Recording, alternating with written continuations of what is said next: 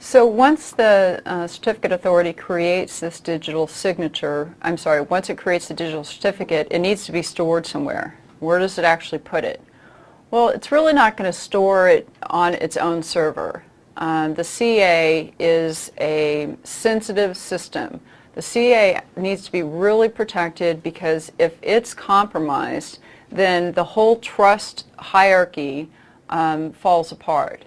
So the certificate authority needs to be properly hardened and protected. So that means that we don't want a lot of people coming to it to get actual certificates. We want it, usually they're offline, meaning they're not directly accessible. So, but we need to make these digital certificates available to, who needs them. And that's what a repository is. It actually will go into a public repository. So if you're using a CA, an external CA like VeriSign, anybody can come to the VeriSign directory and get your digital certificate so that they have your public key.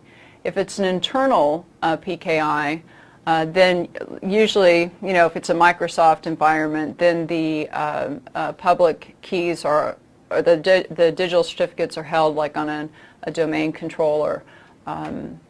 Now, should we be concerned these digital certificates that they're held in publicly accessible directories? Isn't that anybody can access? You don't have to authenticate to get one of these. Is that an issue? It's not an issue because if anybody got one of the certificates and modified it, the receiver would know because they're going to validate it. Remember that the receiver is going to take that digital certificate and put it through a hashing algorithm and compare the MD values. So it's okay that we keep these certificates in a publicly accessible directory. We need to because anybody can be able to get access to public keys, but the receiver will also know if there's been any modification because we're using hashing.